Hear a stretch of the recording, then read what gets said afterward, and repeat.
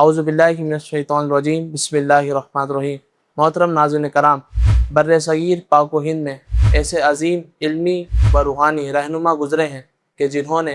اپنے علم، قلم، کردار اور افکار سے دین اسلام کی تعلیمات حقیقی کا دفاع کیا۔ انہی میں سے ایک شخصیت جو کہ نہ صرف محدث و فقیہ تھے بلکہ وہ عشق رسول کا پیکر بھی تھے۔ ایسے دور میں کہ جب باطل نظریات اور گمراہ کن افکار سر اٹھا رہے تھے، تو اس وقت انہوں نے اپنی علمی بصیرت اور دلائل قاطعہ سے اہل سنت کے عقائد کا دفاع کیا، اور آپ کی تصانیف، فتاویٰ، نعتیہ کلام اس دور کے مسلمانوں کے لیے مشعل راہ نظر آتی ہے کہ جو علم، عمل اور عشق مصطفیٰ صلی اللہ تعالیٰ علیہ وآلہ وسلم کا حسین امتزاج ہے۔ محترم ناظرین کرام، جب مسلمانوں کو صحیح اور مستند ترجمے کی ضرورت تھی تو اس وقت کنز ایمان جیسا عظیم شاہکار دکھائی دیتا ہے، اور جب توحید کے دلائل کے اوپر بات کی جائے، المعتقد المنتقد کے حاشیے کی صورت میں المعتمد المستند کا عظیم شاہکار دیکھنے کو ملتا ہے، اور جب اللہ تبارک و تعالیٰ کی ذات کے اوپر کسی نے کذب کی نسبت کی، سبحان السبوح عن عیب کذب مقبوح کا شاہکار دیکھنے کو ملتا ہے، اور جب باری تعالیٰ کے لیے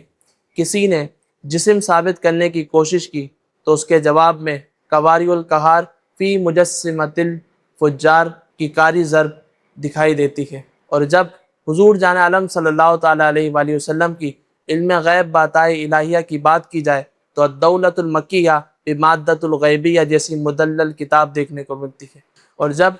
ندائے یا رسول اللہ صلی اللہ تعالیٰ علیہ وآلہ وسلم کہنے پر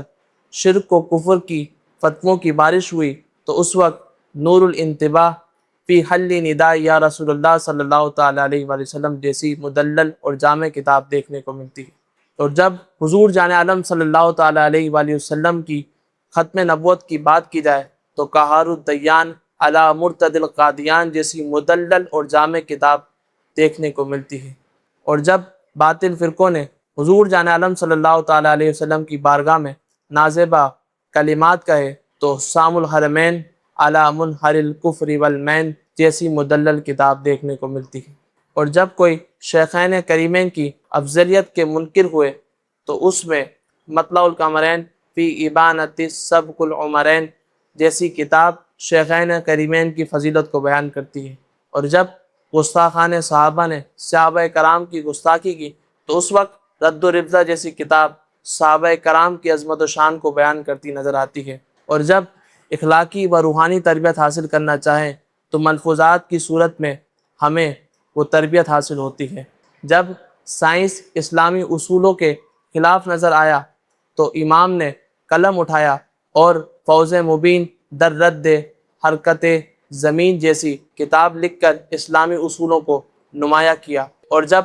پیدائش سے لے کر موت تک انسان کو زندگی کے ہر شعبے میں اسلامی رہنمائی درکار تھی تو فتاوی رضویہ جیسا شاہکار ہمیں نمایاں نظر آتا ہے۔ محترم ناظرین کرام، الغرض زندگی کے کسی شعبے کے اندر رہنمائی حاصل کرنی ہو تو جو ذات ہمیں نمایاں نظر آتی ہے وہ ذات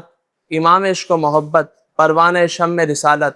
حامی سنت، قاطع نجدیت، محدث اعظم، مفقی اعظم، مجدد اعظم، پروانہ شمع رسالت، الشاہ سیدی اعلیٰ حضرت امام احمد رضا خان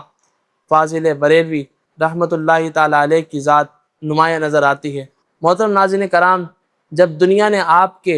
یہ علمی اور روحانی خدمات کو دیکھا اور سراہا تو دنیا یہ بات کہہ اٹھی، وادی رضا کی کوہ ہمالا رضا کا ہے،